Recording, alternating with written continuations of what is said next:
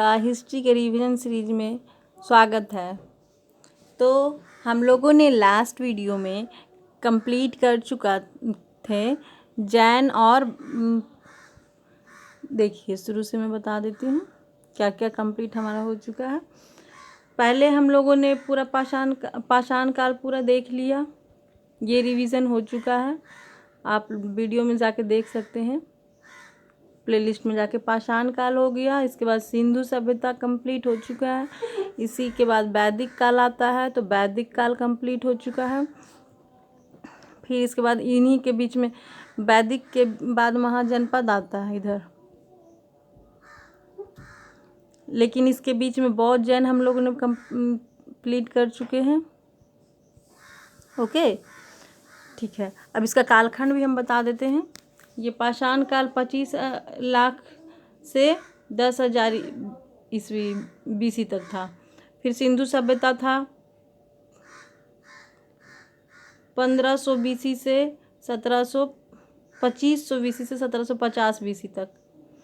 वैदिक काल फिर 600 BC से था। फिर बौद्ध जैन वाला 600 BC के बाद का था। अब महाजनपद आएगा 600 BC के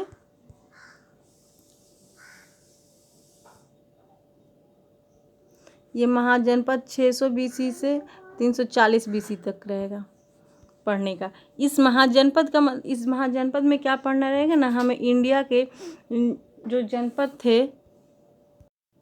तो चलिए, तो देखिए इसमें हम लोग को महाजनपद के बारे में पढ़ना। मेन आपको ना ये यहाँ पे जैसे हम लोग अभी स्टेट बुलाता है ना, उसी को पहले जनपद बोला जाता था। जैसे कि मैं रुकिए मैप दिखा देती हूँ थोड़ा सा, एक मिनट। देखिए ये मैप है, इस तरह से पहले था, इस तरह पहले भारत का नक्शा था। ओके, तो इसमें ना यहाँ पे देखिए गांधार है, क्रू है, सुरसेन है, मत्स्य, अवंती है, पंचाल, कौशल, बज्जिमाल, यही सब महाजनपद कहला। जैसे अभी के स्टेट में देखिए मैं दिखाती हूँ एक और, ये वाला। यहाँ पे देखिए जैसे हम लोग अभी इसका बोलते हैं, जम्मू कश्मीर बोलते हैं। यहाँ पे हरियाणा, पंजाब, हिमाचल प्रदेश, राजस्थान, गुजरात, ये अभी का नाम ये है। पर उस टाइम जब वैदिक काल के बाद जब आया, जब लोहा का आविष्कार हुआ, उसके बाद जब शहरी सभ्यता आने लगा, मतलब कि नगर वगैरह लोग बसाने लगे, तो उन्होंने जनपद का स्टार्ट कर दिया। तो जनपद में 16 महाजनपद पहले थे। जैसे अभी हमारा 28 स्टेट है ना, उसी तरह से पहले 16 महाजनपद ये कहलाया। और 16 महाजनपद का यही सब नाम है। जब हम लोग अब रिवीजन में नोट्स PDF पढ़ेंगे तो उसमें पूरा महाजनपद का नाम पढ़ेंगे। देखिए ये सब यूपी में 7 है, बिहार में 3 है, राजस्थान में 1 विराटनगर है। तो चलते हैं पहले PDF की तरफ, क्या क्या दिया वो देख लेते हैं। ओके, तो ओके PDF पे आ गए। यहाँ पे क्या दिया, 6वीं शताब्दी ईसा पूर्व यानी BC से अखंड भारत में द्वितीय नगरीकरण प्रारंभ हुआ, जिसे महाजनपद कहा गया। द्वितीय क्यों बोला, क्योंकि पहला तो नगरीकरण सिंधु सभ्यता था। उसके बाद जब वैदिक काल आया तो लोहा का आविष्कार हुआ, उसके बाद ना लोग विकसित हुए, इसीलिए द्वितीय बोला गया। प्राचीन भारत में भारत के प्रशासनिक इकाई को महाजनपद बोला गया, यानी प्रशासन करने वाले लोगों को महाजनपद बोला गया। मतलब जो पूरे देश को चलाएगा, जो पूरे शासन को, जनपद को चलाएगा, उसी को महाजनपद बोला गया। जैसे अभी जो है ना कि इंडिया को चलाएगा संसद, इस तरह से, तो उसी वही, और स्टेट बोलते हैं भी, तो ये महाजनपद कहला। कुछ जनपदों का वर्णन उत्तर वैदिक काल में भी मिलता। अब उत्तर वैदिक काल आपको तो याद होगा, वैदिक काल के 2 कालखंड थे। एक वैदिक काल के 2 कालखंड थे, एक ऋग वैदिक काल था, एक उत्तर वैदिक काल था ना। तो ऋग वैदिक काल का 1500 से 1000 तक BC था, और ये 1000 से 600 BC तक में था। तो यानी इस उत्तर वैदिक काल में महाजनपद का कुछ चर्चा है। कैसे, देखिए जब बौद्ध जैन आएंगे तो उन लोग के बुक में भी रहेगा।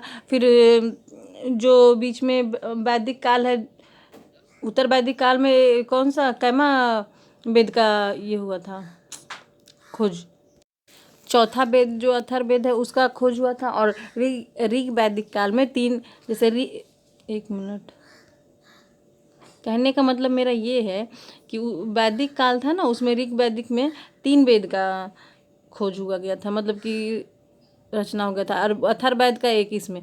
तो इसी में जो वेद सब लिखा है तो उसमें जनपद की भी चर्चा है। इसका अवधि समय 600 से 340 ईसा पूर्व, मैंने बोला ना BC, 600 से 340 BC। प्रमुख भाषा संस्कृत और प्रकृत थे। और प्रकृत भाषा एक जैन में भी है, जो महावीर स्वामी चौमिश्वर तीर्थंकर है, उन्होंने भी प्रकृत भाषा में सारे उपदेश अपना दिया। इसका शासन व्यवस्था गणतंत्र या गणराज कहलाया। राजतंत्र इसलिए कहलाया, राजतंत्र इसलिए बोला क्योंकि राजा के बेटा ही मतलब शासन कर सकते थे। राजा तो राजा के बेटा, फिर राजा के दामाद, इसी तरह से शासन कर सकते थे। और कोई अलग से मतलब जैसे अभी है ना कि लोकतंत्र है, चुने जाते, तो पहले चुने नहीं जाते थे, पहले जो वंशानुगत बनता था।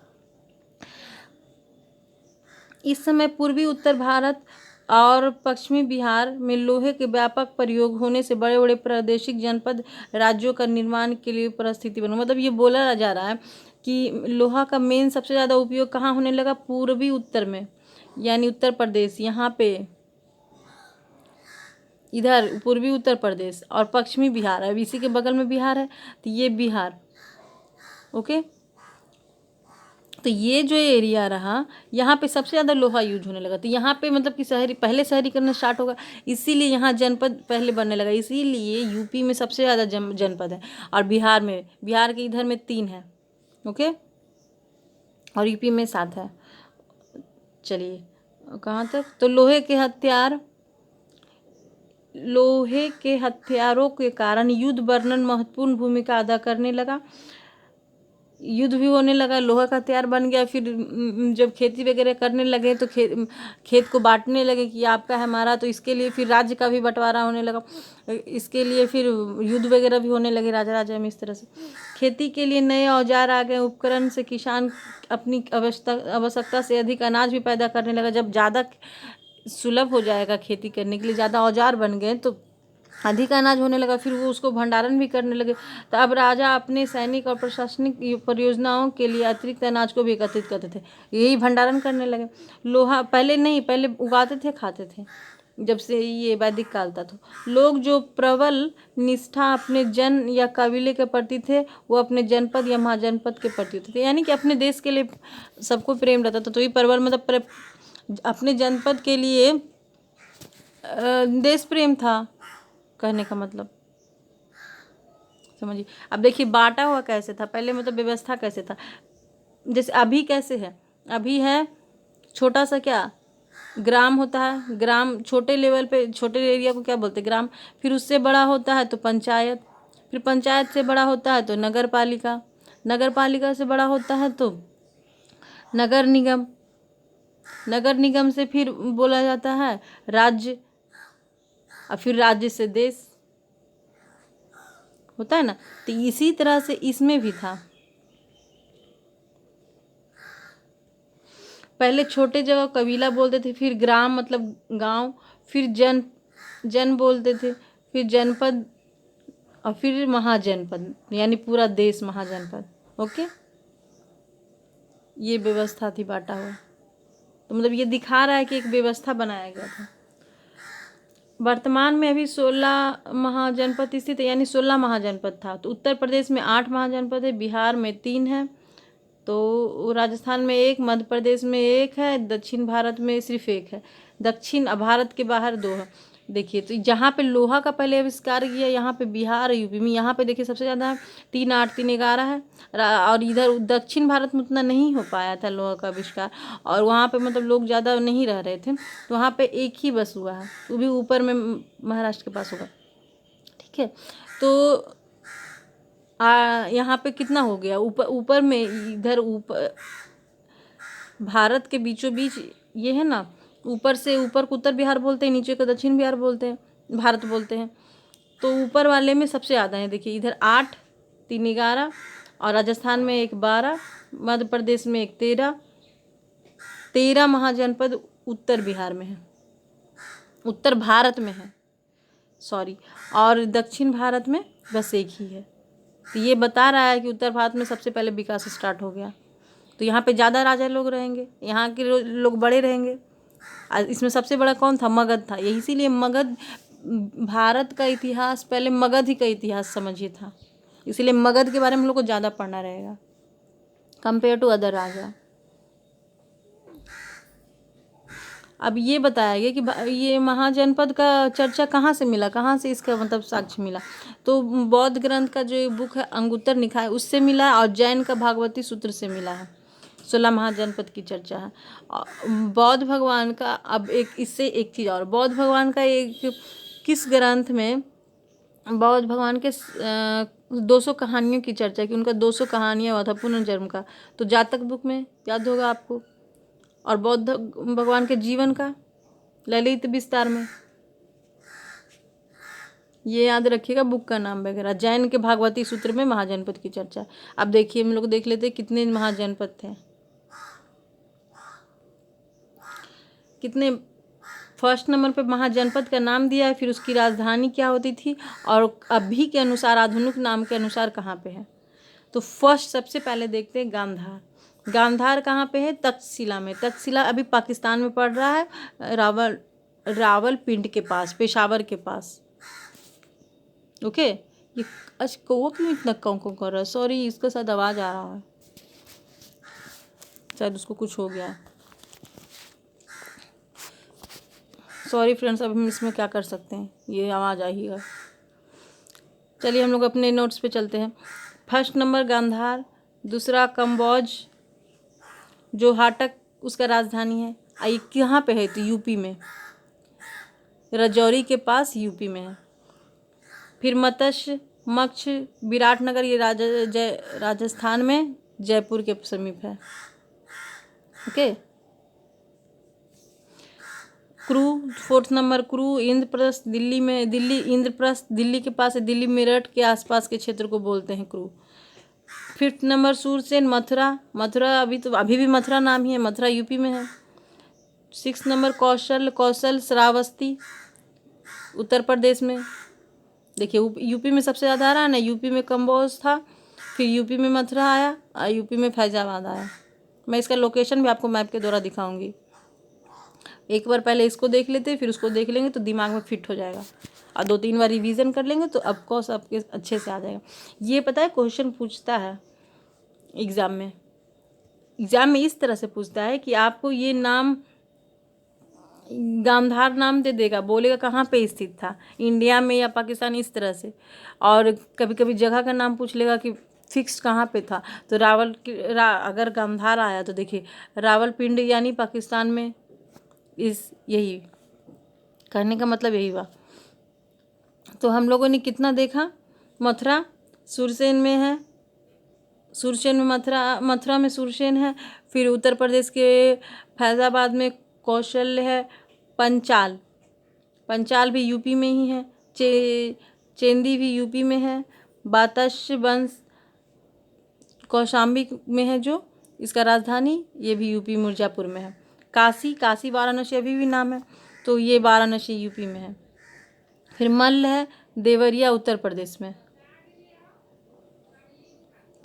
तो यूपी वाले हम लोग पहले देख लेते, ठीक है, यूपी वाले को थोड़ा सा पहले याद कर लेते फिर दूसरा देखेंगे। चलिए यूपी का स्टार्ट करते हैं। मैं 1 लाइन से बता देती हूँ आपको। पहला कंबोज है, कंबोज। दूसरा कौशल, के से कंबोज, के से कौशल। फिर पंचाल, चेंदी, बतस्य, काशी एंड मल्ल।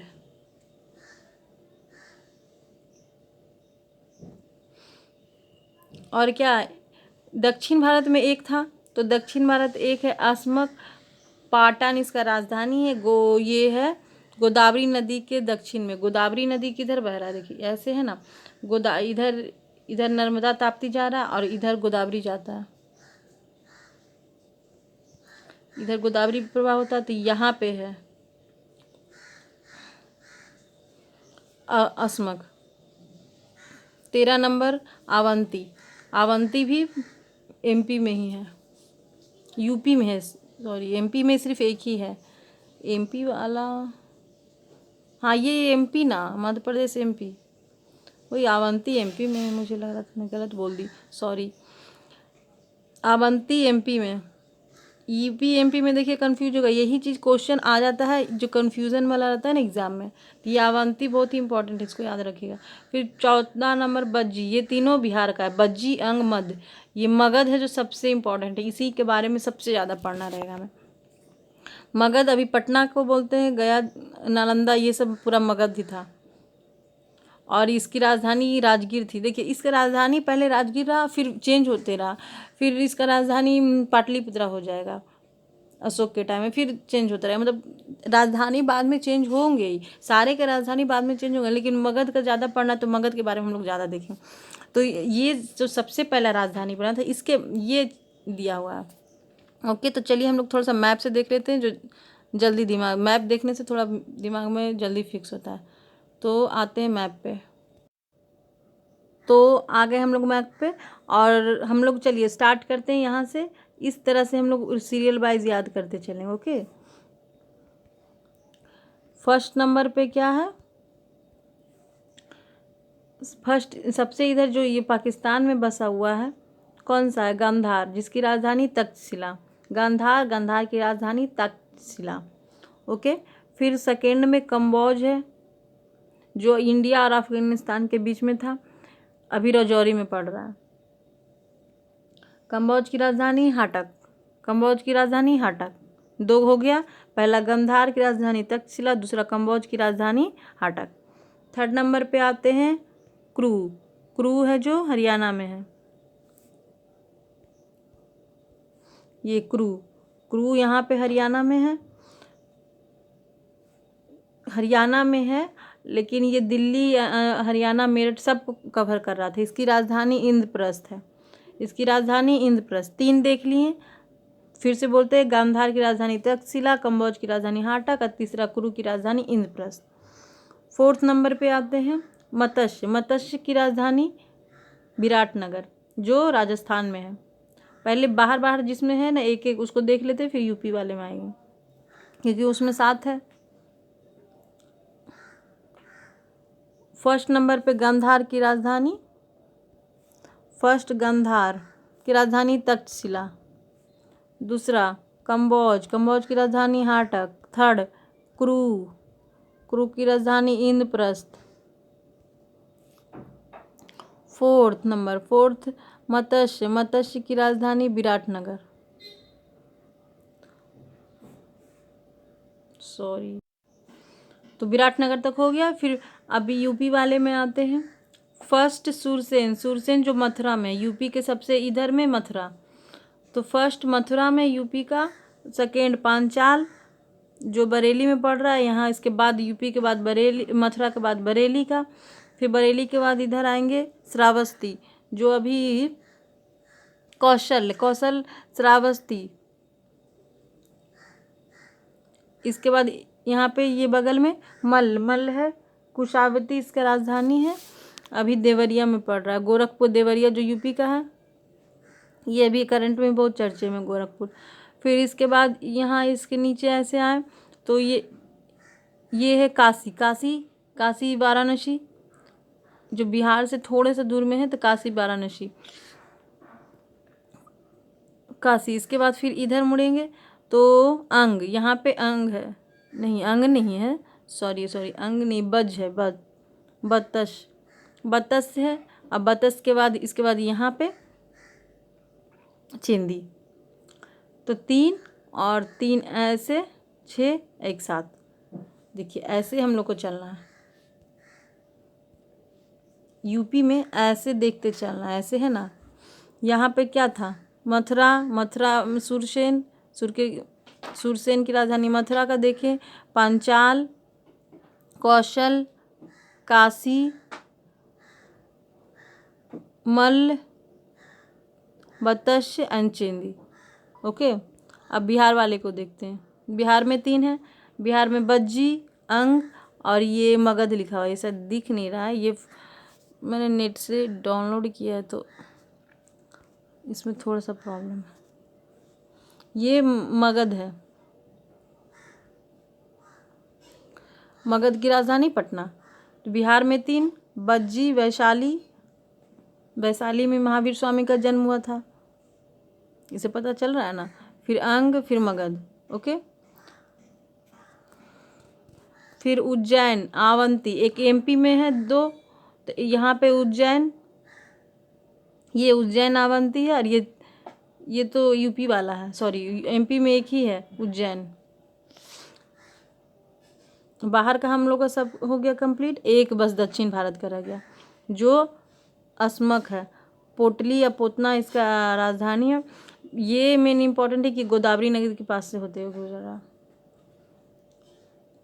अभी कहाँ पे ये पड़ रहा है? महाराष्ट्र के पास पड़ रहा है, महाराष्ट्र। ओके। तो एक मैं और इमेज देखिए, ये हिंदी में है ना, ये इमेज मैं दिखाती हूँ। हाँ, ये इंग्लिश में लिखा, जिनको इंग्लिश में देखना है इंग्लिश में देख लीजिए।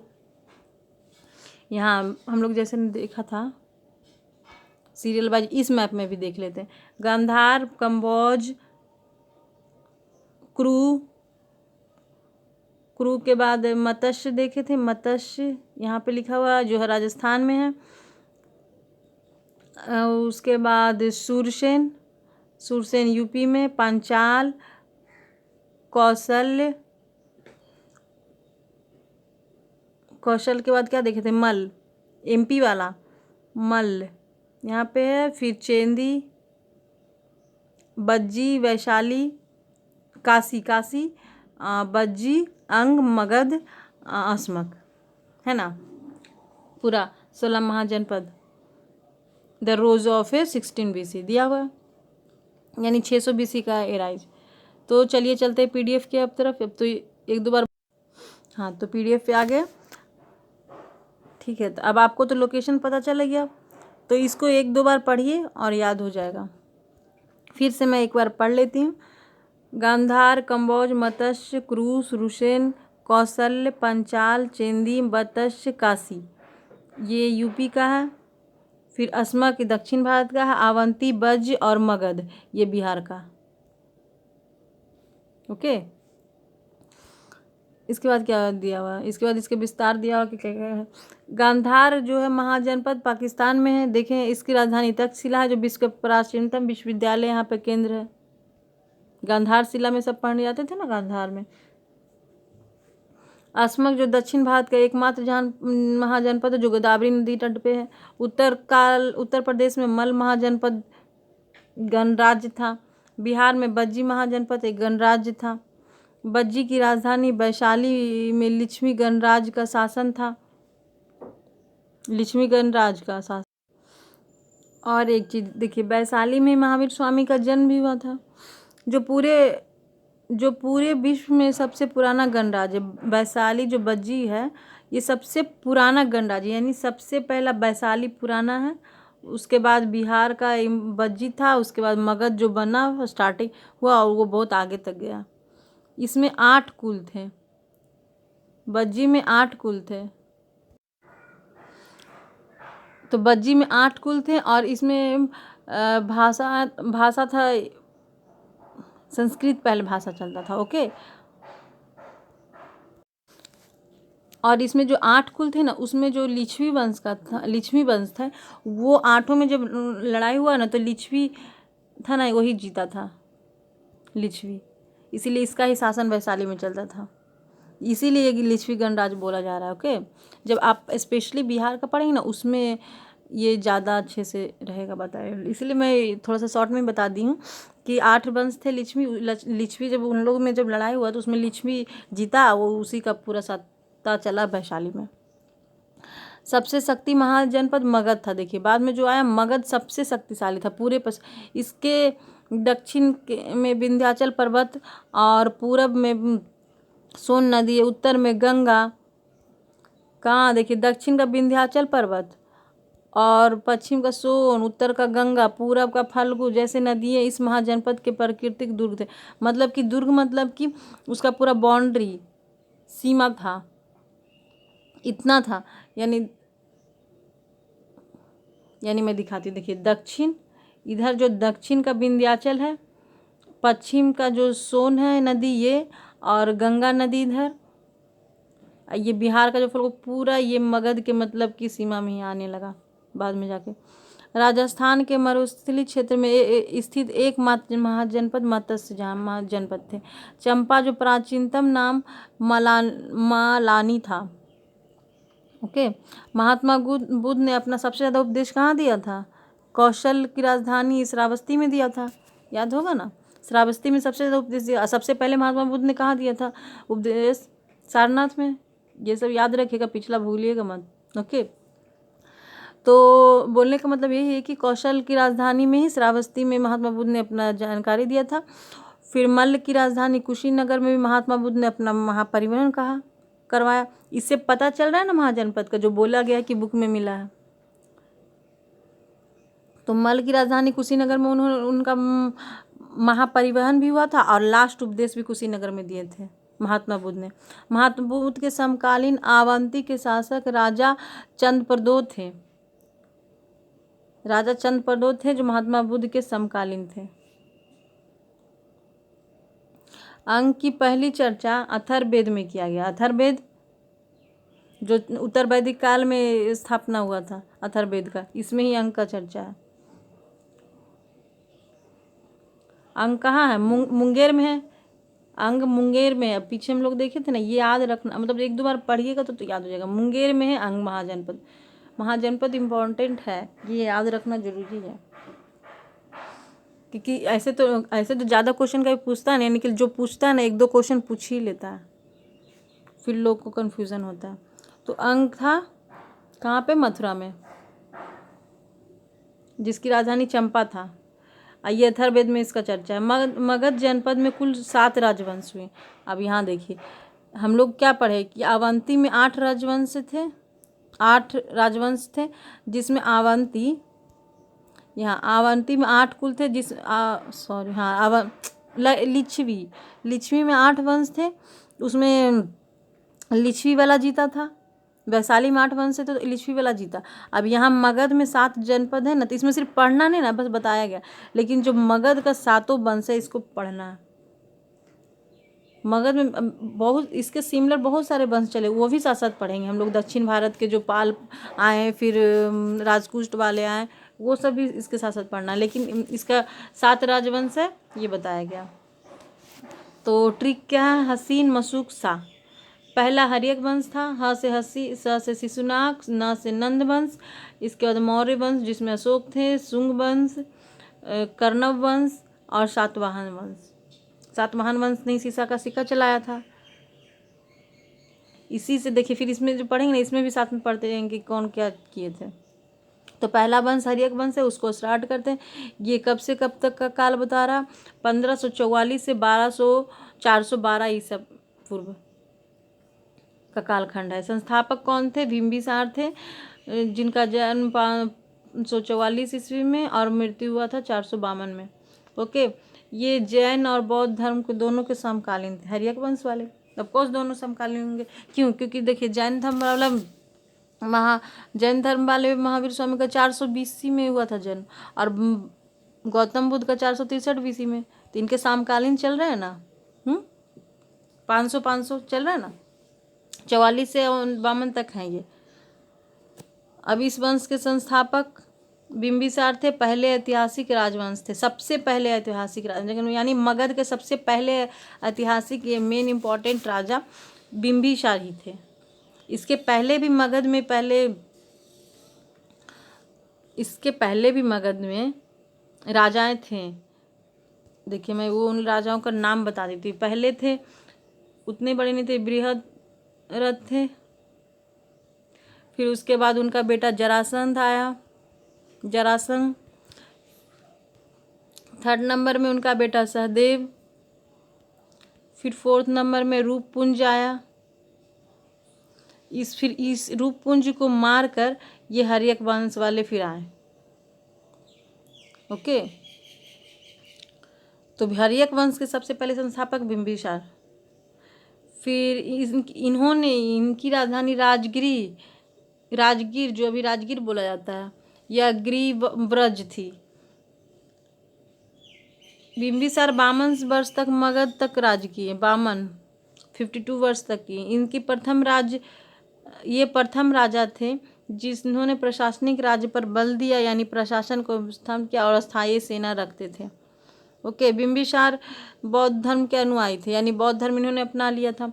बिंबिसार ने अंग राज्य के शासक बृहद्रथ को हराकर अपने पुत्र अजातशत्रु को वहाँ का शासक बना दिया। बोली ना मैं, बृहद्रथ थे जो सबसे पहले संस्थापक थे, तो उन लोगों के वंश को हरा के हरियक वंश वाले आए।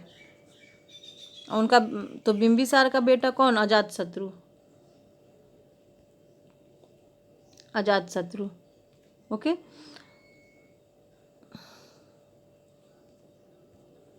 तो बिंबिसार के विवाह के मध्य से दहेज के रूप में लाए गए क्षेत्र अपने राज्य में विस्तार कर लिया। पहले क्या होता था ना कि जो भी लड़की लोग को साथ शादी होता था तो उनका जो राज्य होता था उनके पिता के पास, अगर उनके कोई भाई नहीं रहते थे ना तो वो जो राजा बनता था वो मतलब दामाद को ही पूरा मिल जाता था। तो ये बिंबिसार का बेटा जो मगध था ना, उसने पूरा उनके पत्नी का ले लिया राज। तो उनका क्षेत्र कौन सा था? बिंबिसार ने विवाह के मध्य में दहेज से रूप में मिले हुए क्षेत्र अपने राज्य में विस्तार कर लिया, यानी अपने राज्य में मिला लिया दहेज वाला क्षेत्र। बिंबिसार की पहली पत्नी महाकौशल्य थी जो कौशल राजा की पुत्री थी और प्रेषणजीत की बहन थी। ये सब मतलब कौशल राजवंश के पुत्री थी। और तो इससे ये भी पता चलता है कि उनके बेटा कौन थे? प्रसेनजीत थे। इनकी बहन दहेज में काशी प्रांत लाई थी तथा जिन्होंने 1 लाख वार्षिक आता था, जिससे मतलब जो काशी था ना वहाँ से 1 लाख आता था पर महीने इनकम। बिंबिसार की दूसरी पत्नी वैशाली जो लक्ष्मी नरेश चेतक की पुत्री राजकुमारी चेलना थी जिन्होंने अजातशत्रु को जन्म दिया। ओके, अजातशत्रु को इनकी दूसरी पत्नी चेलना ने दिया। देखिए पहले यही होता था, राजा ना अपना राज्य को विस्तार करने के लिए ढेर सारा शादी कर सकते थे। राजा था जो ढेर मतलब बहुत सारे बहुपत्नी का चर्चा इसीलिए पहले मिलेगा, बहुत सारे राजा बहुत सारा शादी करेंगे। तो वो जो शादी करते थे ना तो उनको जो दहेज में मिलता था, चाहे उनके राज्य उनके भाई नहीं रहते थे तो उनको जो राज्य मिलने वाला था तो वो उनके हस्बैंड को ही मिल जाता था, राजा को ही। तो इसी लोभ से राजा और शादी भी इसीलिए करते थे अपने क्षेत्र को विस्तार करने के लिए। पहले 2 ही तरह से क्षेत्र विस्तार होता था, या तो युद्ध से कर लेंगे या शादी करके। बिंबिसार की देखिए तीसरी पत्नी है जो पंजाब के मुद्र काल की राजकुमारी क्षेमा थी। ये कितने शादी कर रहे हैं? इसी से तंग आके अजातशत्रु इनको मार दिया था, क्योंकि इतने बुढ़ापे तक शादी करते हैं ना तो फिर अजातशत्रु कब राजा बनेगा वो सोचा, तो उसने फिर मार दिया अपने बाप को, बिंबिसार को।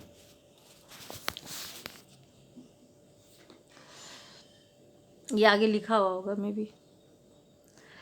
बिंबिसार की चौथी पत्नी आम्रपाली है। चौथी पत्नी आ गई आम्रपाली जो वैशाली की गानिका थी। बिंबिसार अपनी पत्नी रानी चेलना से प्रभावित होकर जैन धर्म अपनाया। पहले बौद्ध धर्म अपनाया फिर जैन धर्म। उनकी बीवी एक थी जो जैन धर्म ली हुई थी। बिंबिसार के पिता भट्टेय थे तथा पुराण में बिंबिसार को सैनिक कहा जाता है। इनके समय अवंती के राजा चंद्रप्रद्योत को एक असाध्य रोग मतलब हो गया था। अवंती के राजा चंद्रप्रद्योत को एक असाध्य यानी एक बीमारी हो गया था लाइलाज, तथा इन्हें ठीक करने के लिए बिंबिसार ने अपने वैद्य जीविका को भेजा था और जीविका ने इनके इलाज से चंद्रप्रद्योत स्वस्थ हो गए तथा उन्होंने अवंती को मगध के अधीन कर दिया और अंगराज को जीतकर मगध साम्राज्य का विस्तार हुआ। ये इसका बोलने का मतलब ये हो रहा है कि जो चंद्रप्रद्योत थे अवंती के राजा, अवंती कहाँ है? MP यूपी में। तो अवंती के जो राजा हैं चंद्रप्रद्योत, वो उनको एक बीमारी हो गया था तो वो मरने की अवस्था में। तो जब ये बिंबिसार अपना वैद्य भेजा, ये जीविका नाम पूछता, आगे भी कुछ वैद्य सब आएंगे उनका भी नाम रहता है, ये इंपॉर्टेंट है। जीविका थे जो गए ना वहाँ पे इलाज करने, तो ठीक हो गया चंद्रप्रदोष, तो वो अपना राज्य नाम मगध में मिलाने के लिए तैयार हो गया। बिंबिसार अपने छोटे राज्य को युद्ध कर जीत लेता था तथा इनके मतलब छोटा राजा था ना, युद्ध से जीता था तथा इन्होंने वैशाली पर भी आक्रमण किया था परंतु नहीं जीता था। अब देखिए वैशाली में 8 राजवंश थे ना, कहाँ हम लोग पढ़े थे,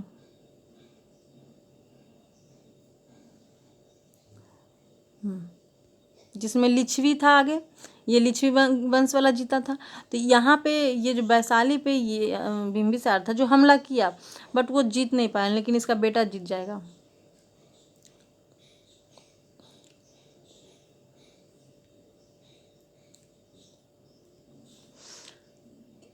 लेकिन जीत नहीं पाया। इनकी हत्या इन्हीं के पुत्र अजातशत्रु ने 492 ईस्वी में कर दी। देखिए इसीलिए हत्या कर दी क्योंकि वो बुढ़ापा तक शादी कर रहा था और अजातशत्रु राजा बन नहीं पा रहा था, वो राजकुमार ही था, वो राजा बनना चाह रहा था, इसीलिए उसको पितृहंता भी बोला गया। इस वंश में सब एक दूसरे पिता को ही हत्या करेंगे। अजातशत्रु अपना बाप बिंबिसार को किया तो अजातशत्रु का बेटा फिर उदयन भी इसका हत्या करेगा। इसका अर्थ होता था शत्रु को नाश करने वाला है। इसे कुनिक भी कहते थे। इसने अपने पिता का हत्या कर देता था, इसे पितृहंता भी कहा गया है। इसने अपने मामा प्रोतजीत के पुत्री वजीर से प्रेम करता था तथा इसने सुरक्षा की दृष्टि से राजगीर को किलाबंद कर दी थी। मतलब राजगीर था ना, वहाँ पे पहाड़ वगैरह था, तो उसको सुरक्षा के यानी बाहर वाले लोग आकर न कर दे हमला, तो इसीलिए उसने वहाँ पे किला वगैरह भी बनवाया राजगीर में। तथा राजगीर 5 पहाड़ियों से घिरा हुआ है। तो इसी समय सबसे बड़ी घटना महात्मा बुद्ध की मृत्यु हो गई, कुशीनगर में हुआ था ना।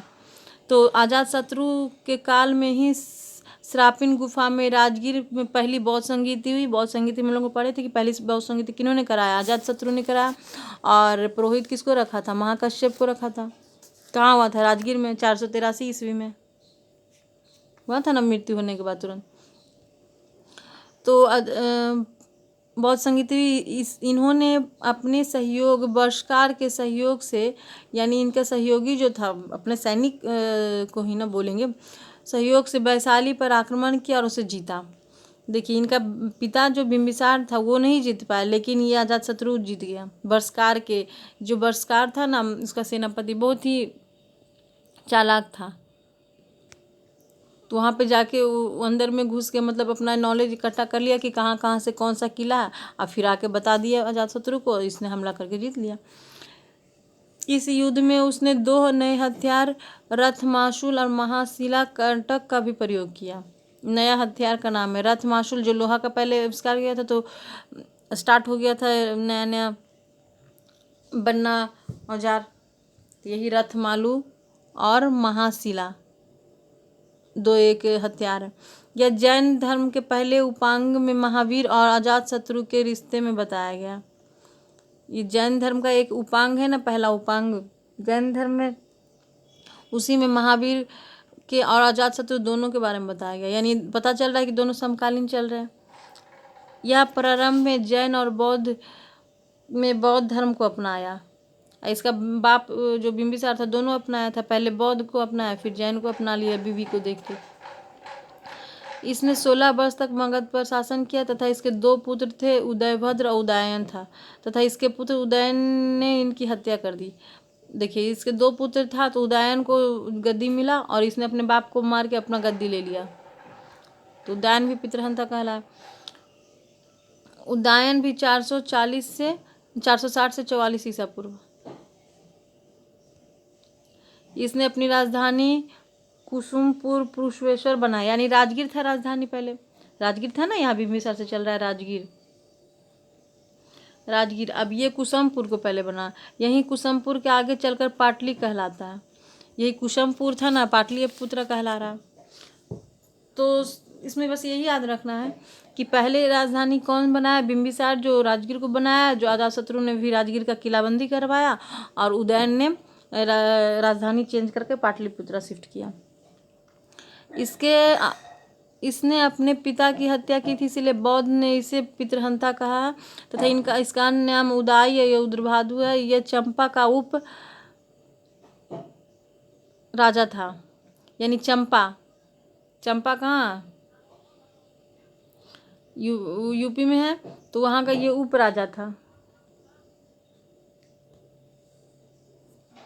पुराणों एवं जैन ग्रंथों के अनुसार उदयन ने गंगा एवं सोन के संगम के समीप एक शहर स्थापना की जिसका नाम पाटलिपुत्रा रखा गया।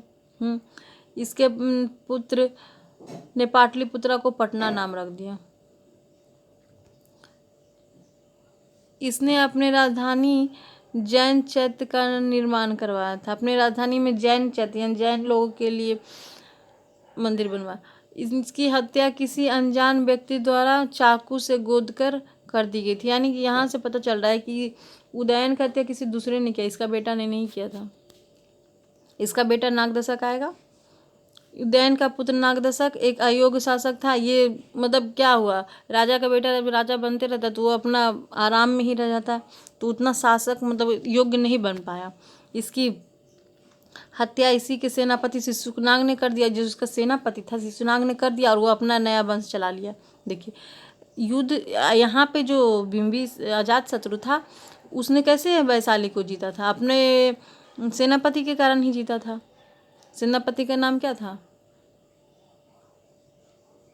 यहाँ पे है ना सेनापति बर्षकार के सहयोग से अजातशत्रु ने जीता था वैशाली। लेकिन उदयन उसके बाद उदयन ने पाटलिपुत्रा को चेंज किया, नाम पटना किया, मतलब पाटलिपुत्रा शहर बसा। लेकिन नागदशक था ना, ये कुछ नहीं किया, ये सिर्फ मतलब कि ऐशो आराम में ही रह गया। और इसका जो सेनापति था इसी को मार के निकल गया और उसी अपना वंश शिशुनाग वंश का स्थापना कर दिया। तो एक वंश हम लोग ने देख लिया। हर एक वंश में कौन कौन राजाएं थे मैं लिख देती हूँ। पहला बिंबिसार आया, इसका बेटा अजातशत्रु आया,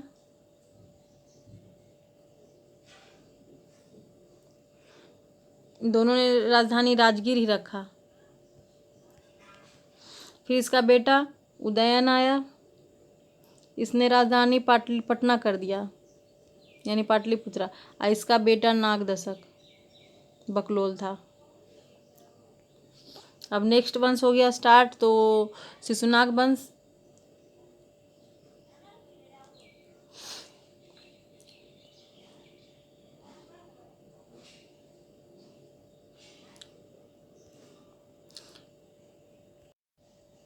चलिए यहाँ पर से फिर पढ़ते, यहाँ तक रह गया था। महाभारत में यह जानकारी मिलता है कि मगध में सबसे पहले बृहद वंश था, बृहद्रथ वंश था, जिसके संस्थापक बृहद्रथ थे। मैंने बताया था ना शुरू में कि मगध के सबसे पहले संस्थापक कौन थे, तो बृहद्रथ थे। उनके बेटा जरासंध, फिर उनका बेटा सहदेव, फिर रूपंजय, उसको मारकर हर्यक वंश बनाया था। ये जानकारी कहाँ से मिला, महाभारत से। इस वंश में सबसे प्रतापी राजा जरासंध था, बृहद्रथ का बेटा। इसकी राजधानी गृहब्रज थी तथा जरासंध ने अपने राज्य विस्तार को पूरे उत्तर भारत करना चाहता था, पर पांडव और कृष्ण के विरोधी में उसे अपने उद्देश्य में सफल नहीं हो पाया। पांडव थे ना कृष्ण, इसीलिए महाभारत में टाइम में ही ना, महाभारत में पांडव का ही लड़ाई देखा गया ना, जिसमें कृष्ण भगवान उपदेश वगैरह देते, अर्जुन का साथ देते। तो उसमें ही ये बताया गया है कि सबसे पहले संस्थापक मगध में बृहद्रथ थे। उनके बेटा जरासंध ने ही जीता था, लड़ाई किया था भीम से और उनसे जीत गया था। फिर वहाँ मतलब कि बस इसका चर्चा है, ये याद रखना, और इससे एक्स्ट्रा नहीं। भीम के हाथों मल्ल युद्ध के जरासंध मारा गया, यानी भीम जो था ना, पांडव पुत्र भीम, उसके हाथों ही जरासंध मारा गया था। जरासंध का पुत्र उसके बाद मगध का शासक बना, जो रिपुंजय था, बृहद वंश का अंतिम शासक रहा। इसकी हत्या उसके मंत्री पुलकिन ने कर अपने पुत्र को शासक बनाया तथा घटिया नामक संपदा ने कुलिका के पुत्र की हत्या कर अपने पुत्र बिंबिसार को मगध का गद्दी बनाया। बस यही पता चल रहा है कि मतलब कि रिपुंजय के मृत्यु के बाद जब पुलिक ने अपना मंत्री बनाया शासन किया, तो उसके बाद में जो बिंबिसार है ना, बस आक्रमण करके अपना वंश हर्यक वंश स्थापना कर दिया। अब चलिए दूसरा जो हर्यक वंश में बिंबिसार रहे, अजातशत्रु रहा, उदयन रहा, नागदशक रहा, और उसका जो सेनापति शिशुनाग अपना वंश स्थापना करेगा, तो इसके बारे में पढ़ते हैं। शिशुनाग वंश 412 इस BC से 394 BC तक है। इसके संस्थापक वही शिशुनाग रहा। इन्होंने अवंती तथा बतस्स राज्य पर अधिकार किया था। अवंती बतस्स राज्य, अवंती कहाँ पे है? उज्जैन में है। अवंती की राजधानी उज्जैन हुआ ना, वहीं पे उसने अपना, और बतस्स जो यूपी में है, दोनों पे अपना अधिकार किया था। उन्होंने अपनी राजधानी पाटलिपुत्र से हटाकर वैशाली कर दिया। देखिए, तो राजधानी तीसरी बार चेंज हो रहा है। पहला राजधानी राजगीर बनाया था बिंबिसार ने, जिसको चेंज किया उदयन ने जाकर पटना किया। उसके बाद अब जो शिशुनाग है वो वैशाली बनाया।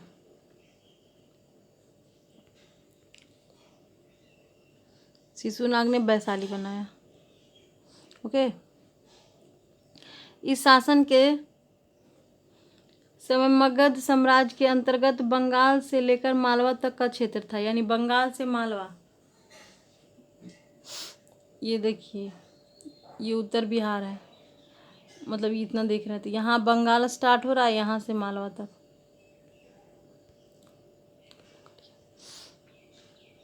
इस वंश का अगला शासक कालाशोक हुआ, जो दूसरा द्वौत संगीति करवाएगा।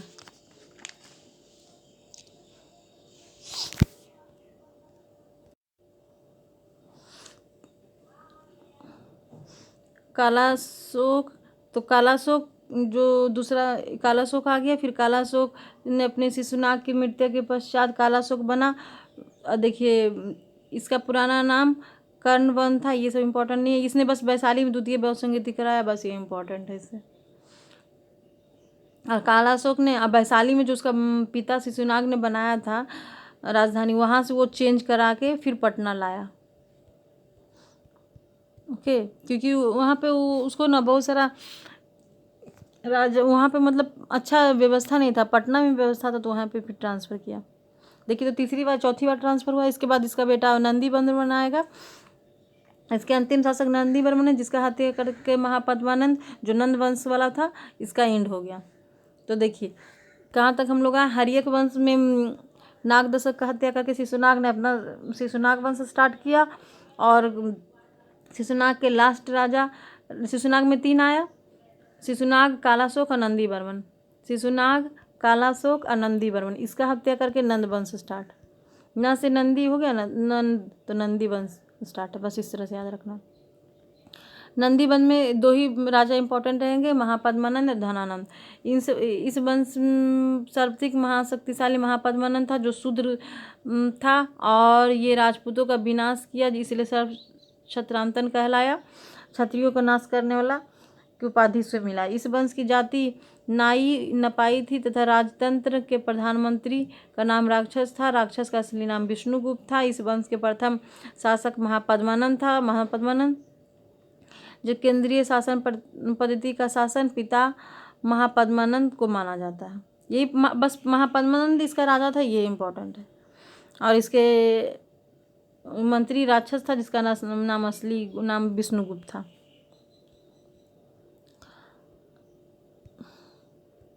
इस वंश के धन दौलत के बारे में वर्णन चीन यात्री होंगसेन ने किया था। मतलब पता चला कि यहाँ पे होंगसेन आया था, विदेशी यात्री में हम लोग देखे थे ना कौन कौन आया। फिर व्याकरण के आचरण पारनी महापद्मानंद के परम पितृ थे तथा इस वंश के शासक उपवर्ष, वर्ष, रुचि, कात्यायन जैसे महाविद्वान ने जन्म लिया इसी वंश के टाइम में। इस वंश के शासन ने एक राष्ट्र का विचारधारा फैलाया तथा इस वंश के राजधानी पाटलिपुत्र था। पाटलिपुत्र जो ट्रांसफ़र किया नागदशक ने, सॉरी कालाशोक ने पाटलिपुत्र वैशाली से फिर ट्रांसफ़र किया, तो वहीं पे अब रहा राजधानी। तथा इस वंश का द्वितीय शासक पांडुक बना। लेकिन महापद्मानंद का भार दूसरा मतलब भाई, दूसरा परशुराम का अवतार भी कहा जाता है। इस वंश के समय मगध राजनीतिक दृष्टि से अत्यंत शक्तिशाली था, मतलब मगध बहुत शक्तिशाली था। सम्राट महापद्मनंद पहले शासक थे जिन्होंने गंगा घाटी के समीप अतिक्रमण के लिए विंध्याचल पर्वत से दक्षिण तक विजय की पताका लहराई, मतलब कि उत्तर से दक्षिण गया, जीतने तो जीत गया।